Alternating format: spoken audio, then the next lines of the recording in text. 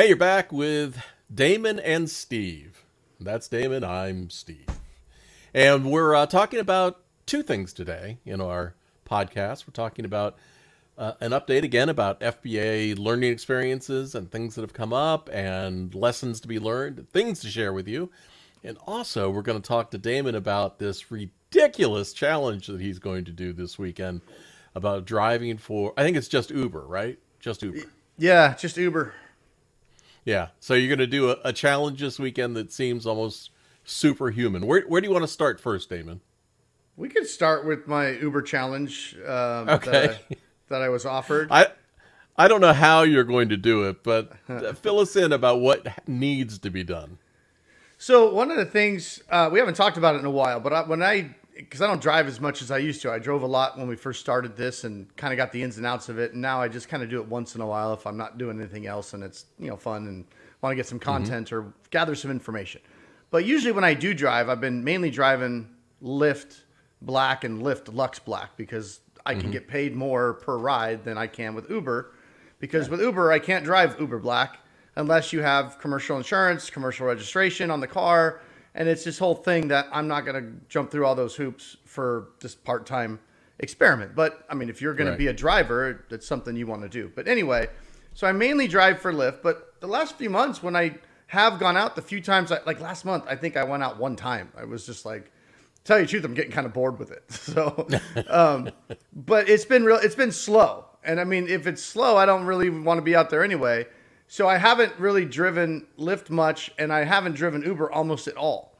And I don't know if it's a pattern or what, but I'm getting a lot more of the, please come back. Here's some incentives. We miss you. So maybe if it's, you don't drive for a while, they're trying to entice you back. But they do these quest bonuses where they essentially like once a week. Well, they do one for like Monday through Thursday. And this is Uber I'm talking about. And then they do one Friday through Monday, essentially, where they, it's a bonus. Like you hit so many rides and we'll give you this bonus kind of a thing. And you can pick, there's a range, like if you do X amount of rides, you get this, X amount, you do that, Y amount, you do this, whatever. So what did you pick? So all of a sudden, though, I look at them all the time, but I never ever drive Uber. So I've never even gotten one. At least it hasn't been for months and months.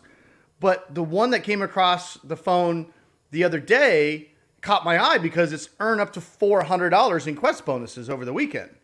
And I was like, $400 in bonuses, that's decent bonus money. So I look at it and it's like, they're offering 80 rides for $400. And the way they break it down is if you do 70 rides, you get 300. And then if you keep pushing it and you're not dead yet, you get 10 more rides, you get another 100.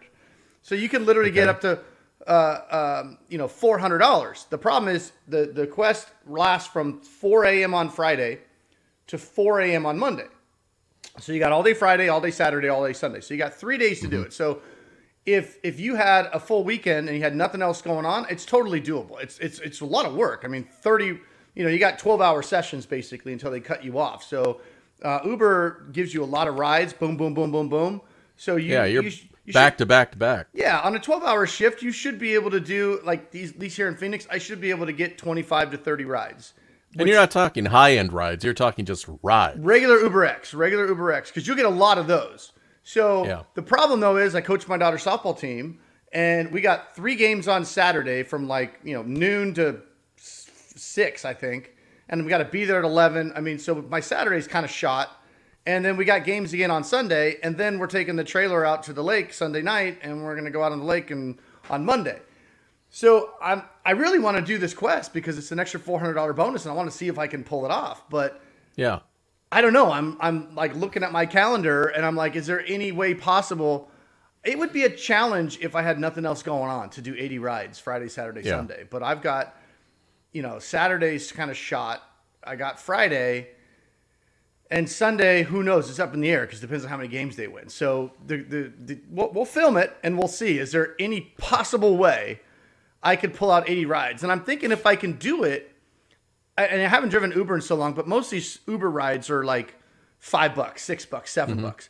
But I tend to get better tips when I do regular Uber X than I do. I barely ever get tips when I do Lux Black. I think people are figuring they're already paying so much money. That's my tip, So, and these aren't long rides typically, right? The Uber X well, ones? they can be, but this is where the strategy comes in. I mean, my goal is to get 80 rides because Uber X doesn't pay a great per mile rate. In fact, if you're used to Lyft Black, Uber X pays horrible per mile rates. Like some of these aren't even barely 50 cents a mile. And when I'm doing Lyft Black, I'm usually making at least $2 a mile, sometimes $3 a mile. So the strategy is going to be how do you get to 80 in the least amount of time? Because time is my limited resource this weekend. And so I want to, like, as we say here, bang out a bunch of shorties, right? So my goal is just going to be short ride, like 5 miles or less, and just try to keep it going and see if I can do that. But I figure, depending on tips and what my actual fares will be, if I can hit those bonuses and do those 80 rides, I should make somewhere between $1,200 and $1,500 this weekend. So we'll see if we can do it. And this is just regular Uber, so we'll see. I can see you now pulling up. Get in! Get in! Yeah. Get out! Get out! We're on the clock, bitches. Let's roll. Get out! I was only 5 miles an hour. That's a safe speed. Jump. Well, I can't wait to find out how it goes. Well, I know you. You'll probably end up doing it, but I know on Monday I'll be like, "Hey, yeah, I made my $400 bonus, man." Yeah, You'll so be calling me at 4 a.m. Well, here's the downside. You got to be in it to win it. Either you do it or you don't. Because if you get 69 rides, you get this much bonus. So you can't like stop at like 63 or something. You do. Yeah. I'll be out there Monday at like 2 a.m. going, I need like 7 more people Monday 2 a.m. Who needs a ride, please? I'll be like, hang out at the hospital. You know what I'll do? I'll get on my passenger app and I'll be booking rides for myself. Yeah, trying to get 7 rides. I need to go 200 yards. Come pick me up. We'll see if we can't book one for you from Phoenix to North Carolina here. I wonder what would happen. What would happen if I booked myself a ride and then I accepted my ride in my driver app and then I got out and walked around the car and got in and drove myself, a few hundred yards and I got out? Well, by the time that you decide to do that, you're probably going to be delusional already. Hey, and your defense will be, that wasn't me. Hey, I didn't do that. Is this a loophole I've just discovered? If you're like one ride away from a bonus and it's like 3 a.m. on Monday and there's nobody out for rides, you just book a ride yourself? Oh, hey. Or I could have Kathy book a ride. I'm like, babe, I need you to book a ride. Get in the car. We're going to go get some ice cream. All the kids now have their own Uber accounts. Yeah. Well, yeah. And you got to mind your P's and Q's because you got to be short rides and there's minimums. So you want to make sure you don't spend $100 booking yourself and then you lose your bonus. Yeah, that's true. But you could have the kids book a ride to school. Dude, I bet you that would work. I mean, I don't know about my own phone. I think Uber would kind of sniff that out because there's only one different phone. Phones. Yeah. But if Kathy did it, like literally, if I was one ride short of a bonus, and I'm like, babe, she's like, you woke me up out of a dead sleep at 2 a.m.? Babe, it's a $400 bonus. Get up and get dressed. Let's go. I got to take you to the gate. Yeah, we got to go down the street. We'll just do a lap. We'll do a lap, and I'll take you back home. But I need 3 of them. I need you to book 3 laps. Well, you drop her at the gate. Yeah. And then she books one from the gate to back home. Yeah. I mean, we're paying for it. It's a legitimate ride. It probably costs us like, $7 a ride or whatever. So if I need 3, I got to invest $21 to get my 400. I'll do that. Yeah, always a loophole. I'm going to put her on Ready 5 this weekend. Hey, I'll send you my phone. Hey, I'm Mr. Loophole. I am the king of loopholes. Oh my God, yes. We shall see. All right. So let's talk about Amazon. Another adventurous week on Amazon. It's just, I think some days I wake up and I have Amazon product stress disorder or something. I look at my emails. I'm like, oh, God, what now? So Amazon, we had this delivery, and I don't know how you can even appeal or defend yourself when they come back and they say, we had a problem with one of your shipments that you sent in. It had an extra product in it, right? You didn't count right. You said you had 10, there were 11 in the box. I've even provided proof. I bought 10. I only had 10. I took 10 and I put them in your box and I sent the box. It's a miracle how you got 11. I don't know. I didn't have 10, more than 10. So I disputed that, and they came back and said, okay, you're right about that one. But on another one where you said you sent us 10, we only got 9. Like, you win. I mean, I don't. You can't prove that one. You can only prove it if they count the other way. Yeah. So, what Amazon giveth, they taketh away. That's the lesson. So, what happened? What happened with the extra one? Because that's extra money. You should have just said, "You're right. You got me. You caught the tater. Go ahead and put that 11th one in my inventory and sell it for me, please."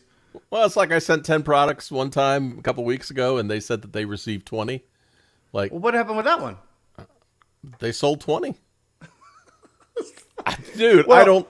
Because you told me like sometimes or a lot of times what they'll do is like if there's there's multiple sellers selling the same thing a lot, right? Yeah. So they'll commingle them. Yeah, they just commingle them, and so they don't know the exact one that you send in versus say if you and I are selling the same thing, we both send in 10. Right. They kind of get processed or FBA whatever, and they get commingled. They just grab one. Yeah, and when one gets sold, they just go grab one from that bin or whatever, however they do it, right? So because you had a problem one time where they were saying it was counterfeit or whatever, something. Right. And it wasn't yours though. It was like, so right. It was some other person that put in counterfeit. So that, to me, I was going to say it's not fair, but that doesn't matter if it's fair or not.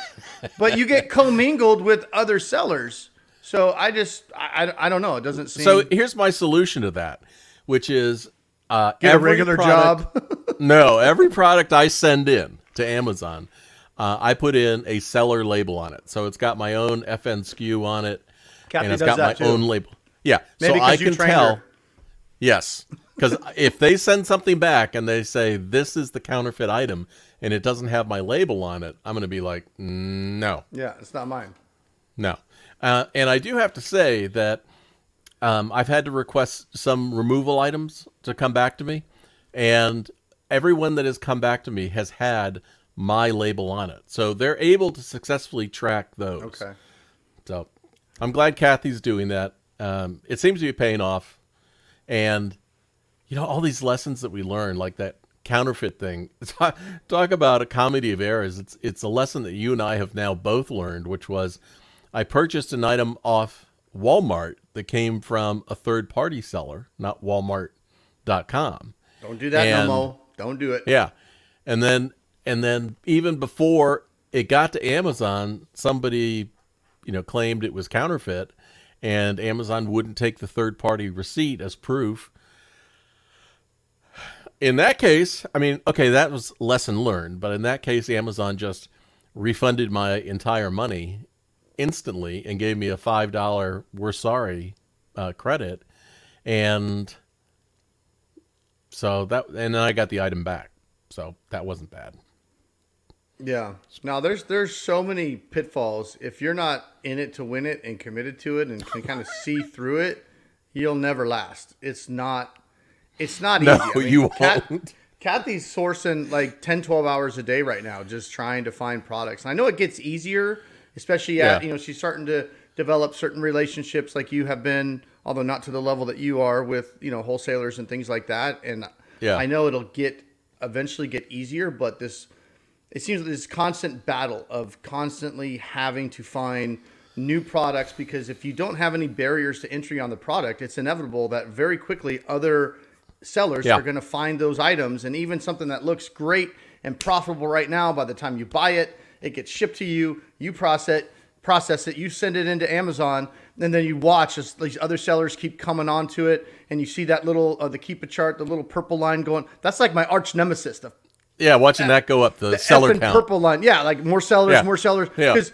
more sellers, everybody's like, oh, I got to sell. And then you just watch and then you look in the past and you go, man, okay, here's where I bought this product when it was selling for this price. And now that I've got it into Amazon, the sales price is down here. And then this MFer has 30 effing units, just comes in and just takes the price. And these things maybe only sell like 40 a month, and he just put 30 of them up. at, barely above your cost. And you're just like, oh. And then what do you do? All right, well, here's another Steve pro tip. And this is a lesson that I continue to learn time and time again.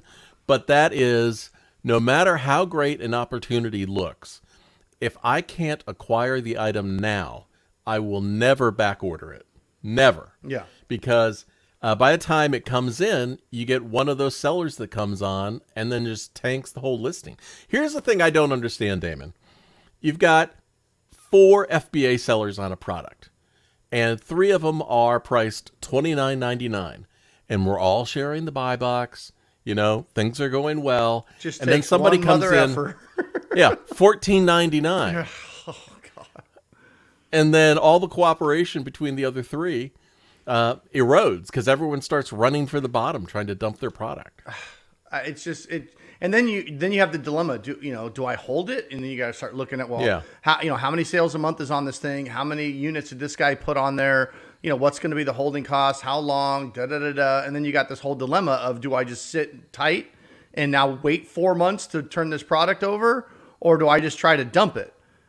Right. So and everybody's going through that same thing on a daily basis. I know that's where the repricers come in. Right. But, the repricers, I don't know if they take that stuff into account. They just, their goal is to get those things sold and move the units and get whatever money back, even if it's at a slight loss, to get the money back and go buy something better. But you really have to get to the point where you're building up relationships and being able to source products that are not easy for just any Tom, Dick, and Harry to source also. Because as soon as you see that deal, they're going to be seeing those deals, or Ulta's having a sale or whatever. Some stores having some sale. Well, everybody else is seeing those same sales all of a sudden. Right, so exactly. They're jumping on those products right away too. And you'll see it's going to look great for like a week or two because they're all doing the same thing. They got to go order it, then they got to get it, then they got to process it and ship it in. But then it feels like as soon as yours get in there, the price just goes because everybody got in. And then you're just like, I sold one of those books that I bought before you even trained Kathy, and I bought those stupid 2 books for like $60. I paid $120, and I've had these books, and this rookie mistake, they sell like 2 a month or something like that, right? Yeah. And I bought these 2 books for $120 total, and the price at the time I bought them was $120 each. And I'm a genius. I think I'm doubling my money on these suckers. Okay, they sell 2 a month. There's no other seller on it, new, right? Yeah. So I buy these 2 books thinking in a month or 2, I'm doubling my money. Well, we're like 3-4 months later. I finally sold one. I had to drop the price to $90. After FBA fees, I think I made like $10 on that book, maybe. All right. All right. But I still have the other one. But here's the thing. When it sells 2 a month, especially if it's a book or something like that, that's also including the freaking used books people are selling for like $12.99. Right, exactly. Do you want a new book for $120, or do you want a used one for $12.99? Right? Yeah. It's just like, oh, I didn't realize that. I thought they sold 2 new books because my listing is for a new book. No, it didn't work like that. So I finally found somebody that really just wanted a new one, I guess. But it was a horrible, horrible, horrible buy, and I've just been sitting on that, and it made me livid every time at myself. Every time I'd see that going, I have $120 tied up. Now it's old enough where I'm starting to get charged storage fees from Amazon. Right. But it's a book that's not going to have wide appeal. It's a very niche book. So, I could get it back from Amazon, but then what do I do with it? It's too late to return to the place I bought it from. So, but dude, it was great to sell that one. It just made me feel good. And I still have wait it out. Oh yeah. And I still have like 8 soaps that I bought that were same thing. It was selling for like $25. Here's a Damon semi-pro tip. I don't have pro tips. I'm semi-pro at best. Semi-pro tip. When you look at something and you see on the Keep It chart, it's a great deal. Always look at the historical price of that item, because a lot of times what will happen is something will become a great freaking deal. But the reason it's a great deal and it's selling at this unusually high price is because for whatever reason, the inventory just happens to be really low. There's not very many sellers on it right now. It's out of somebody stock. Jacked it up. Yeah, it's out of stock somewhere. So somebody's just like, an opportunist, right? And they're going like, oh, I could sell this $15 item for $45 right now because there's some demand for it. And I'm like one of 2 sellers on it. So you see that in the Keep It chart and you're like, oh man, I could source this thing for $8 and sell it for $45. And you got to look at that history, because if it normally sells for $13.99 and it's just this last couple of weeks it's been listed at $45, as soon as the inventory comes back up, which you don't know when will be, that price will go right back down to the normal price. So you're really gambling on that, and you definitely need to take that into account. So I had an interesting Amazon investigation email I got the other day.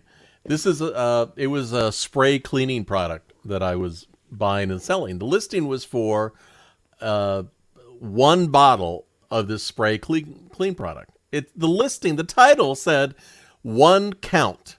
This is 1 bottle, and the product description had the dimensions and the weight for 1 bottle, and the price was high. I agree. I found this listing. I didn't start this listing, and the price was high. And some people who bought it complained, I thought I was buying a 6-pack. I thought I was buying a case. And Amazon contacted me and said, you need to clean up the product, the listing. You need to clean up the listing. And I said, well, 2 things. 3 things, actually. 1, I didn't make the listing. 2, the listing says it's for 1 item. And 3, I don't have any. I am not selling it. I've deleted that listing. I'm closed. There's nothing I can do. And their response was another email. We're investigating this item. Okay. So, yeah. So I don't quite know what to do about that. But, even if you find an item, that is something I was thinking about this morning. Even if I find a common item and the price seems high and it has a track record, I'm just staying away from it, because nothing good happens to those. Yeah. I've had a couple. There was one this last week. It was this certain sunscreen, and it was like 100 SPF.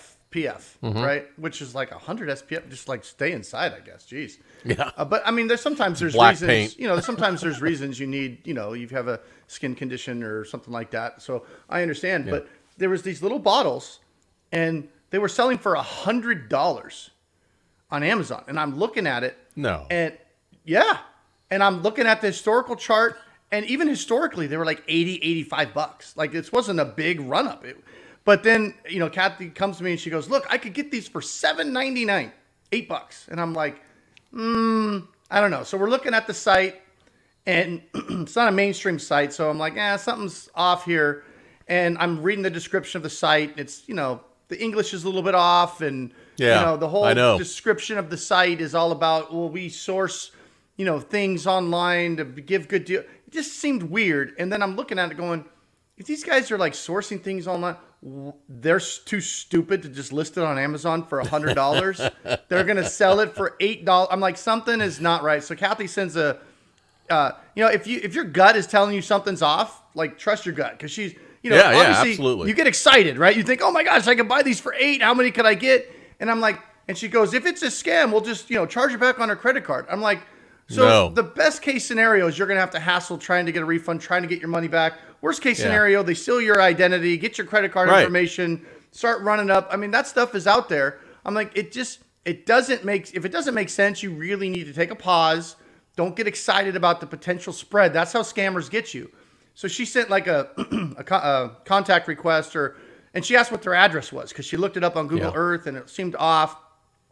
And they had some kind of automated response come back. She's like, oh no, this is shady. And then we found that same product at like Safeway, a grocery store, for I think like $12.99.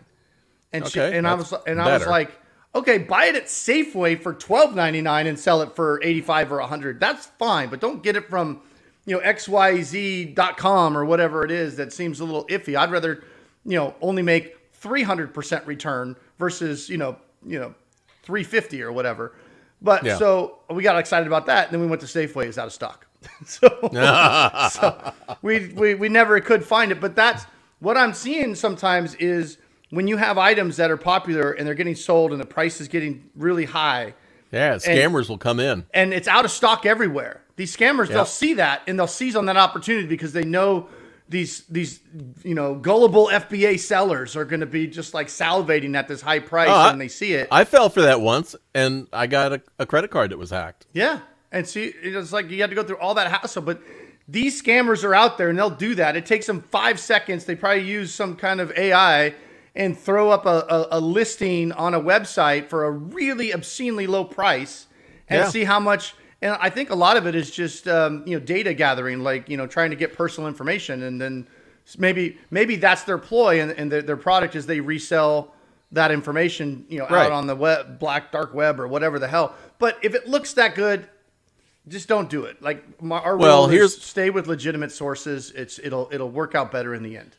You mentioned the address, and yesterday I was searching for cosmetic wholesalers, and I came across this company that looked legit in every other way. And so I found their address on their website, and I looked the address up. This is so easy to do. It'll save you a whole bunch of grief, and it's the one thing that I didn't do when I found that great offer early on and fell for that scam. So you find the address and you look it up. The thing to do is look at it on Google Street View, because this turned out to be one of those UPS mailbox places. And a major cosmetics wholesaler that's selling as much as they said should have like a 50,000 square foot warehouse, not Suite 316, a P.O. box. So yeah, you just be careful. Yeah. And it's so easy to feel thrilled that you finally found a good buy. That's how they get you. But there are websites out there, there are wholesale websites that say, like, all you have to do to become a customer of ours is fill out this information. And they want so much information early on, like your tax identification number, all this stuff. You don't know who they are. If they don't have a way for you to contact them and start a relationship, or this past week I had found one that I thought looked really good. I got in the car and drove there to meet them face to face.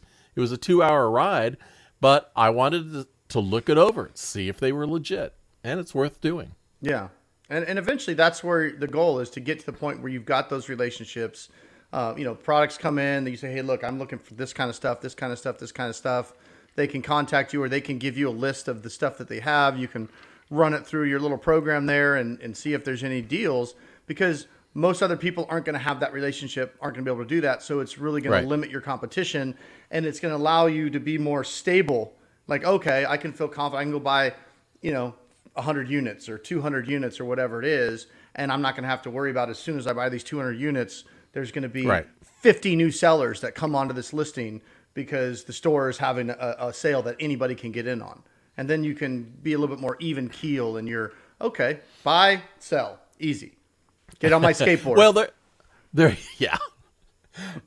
there are wholesalers that I have relationships with where they provide me with their inventory data file, and then I use different programs to go through that. But I have to really manage that data. One of them is 13 million lines long, and you've just got to figure out a way to get through that data that is reasonable, but nobody else is finding those deals because they're not on any of these Source Mogul, Tactical Arbitrage, whatever software programs. So, and then once you find a good one like that, the golden goose is the replenishment orders on those things. Yeah, you've done the research, right? So and that's the thing with like Source Mogul, Tactical Arbitrage. These programs are cool, but all the other FBA and FBM people are using these same programs to see these same deals. So these programs are good to kind of get you kind of a little bit wet behind the ears, get you started, kind of get you to learn the ropes and find some deals that you can try to get in real quick and get out.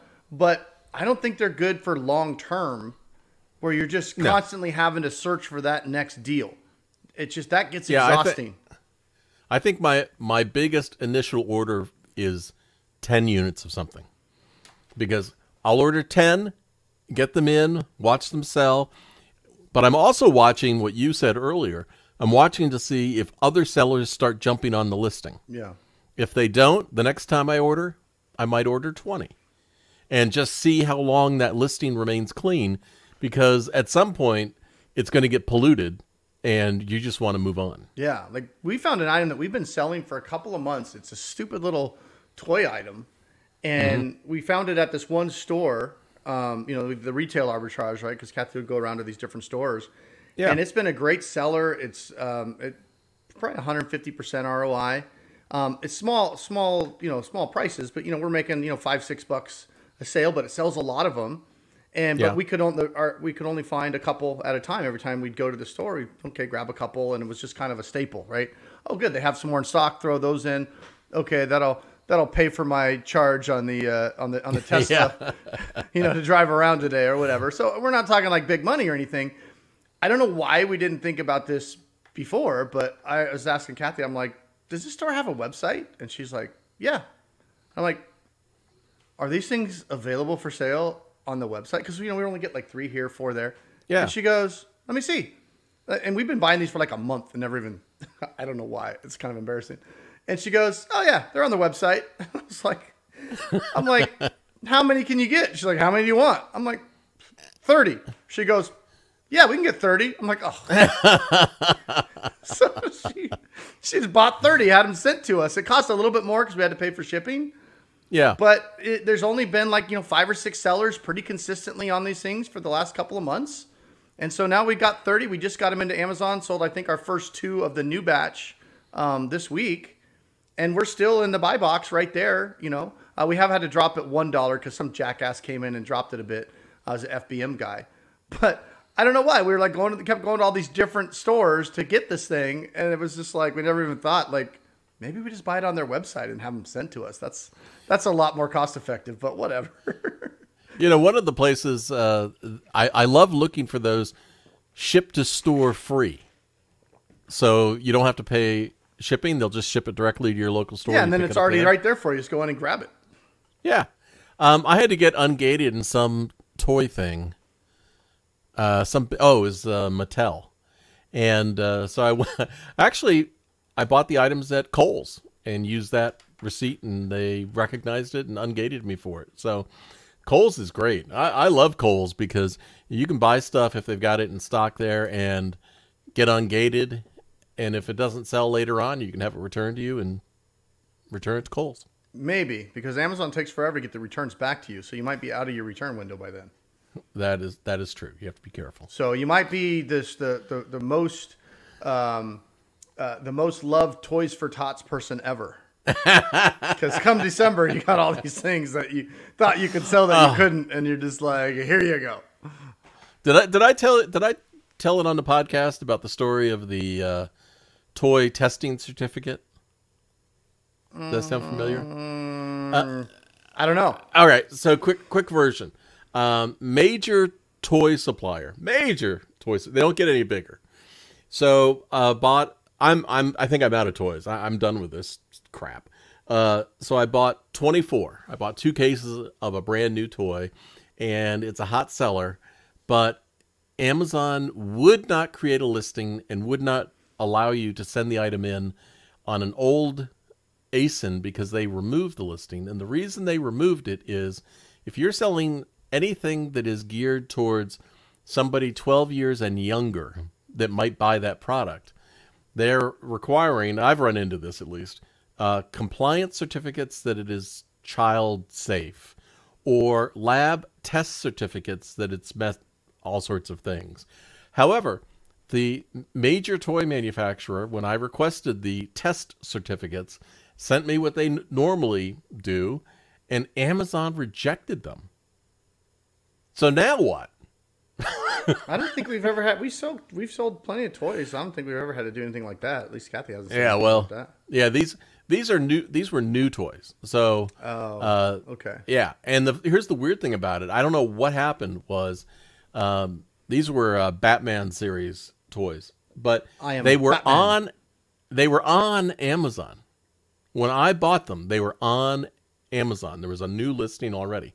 By the time I got them, the listing had vanished.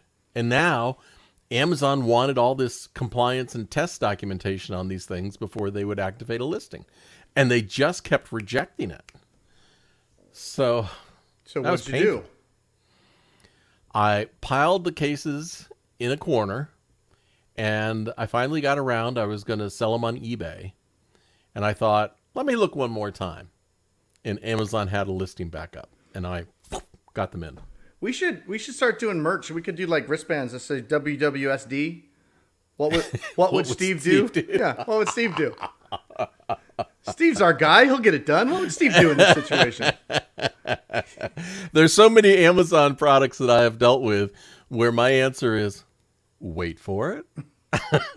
Just bring it back, stack it on a shelf, let the other sellers go away, let Amazon fix their problems, send it back in. You know, eBay has actually been getting a lot better for us. Kathy sold quite a bit of stuff that we bought either to get ungated that wasn't going to be that profitable on Amazon, or stuff that we thought we could sell because Amazon said, sure, you can sell it. And then, the brand protection group or whatever came back and was like, no, you can't sell it. It's like, but shit.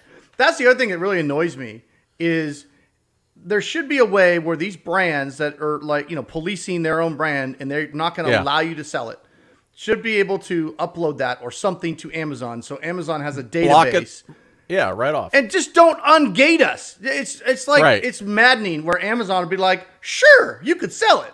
And then the brand goes, no, you can't sell it. But by then you've bought it, you put it on the listing, you've added it to your inventory, and you've sent it into Amazon, and then you get the letter. So at best, you have to pay more money to have Amazon send it back to you, and then you have these 5 items or 10 items or whatever it was that you cannot now sell on Amazon. So you have to, and I hate selling on eBay. You got to freaking box it up yourself and package it and send it. And by the time the fees and the packaging, the shipping costs it's not worth it. But I don't know why Amazon does that. I don't know if they do it on purpose or they don't care, but it seems like a very simple thing that they could say, hey, if you're a brand and you don't want your brand sold on Amazon other than your official seller account or whatever, upload it. And then Amazon could just check all of the stuff against the database and just won't ungate. And it would save so much hassle and headache. But Amazon gets paid when you send the crap in and then they got to send it back to you. They're making money. They're making money too. So is that the conspiracy? Is that why they do that? Just to extract a little extra couple of bucks from you and make it frustrating? Because it's an easy problem to solve, Amazon. Don't ungate people for things that the brand doesn't want sold. Simple. Come on, Bezos, I'm talking to you. Well, on that note, let's end this podcast because I got to get back to work. Okay. So, see ya. That's better. That's better. Peace. Yeah, thanks. I practiced. Yeah, you did. All weekend. You're in the mirror. See ya. See ya. See ya. See ya. See ya.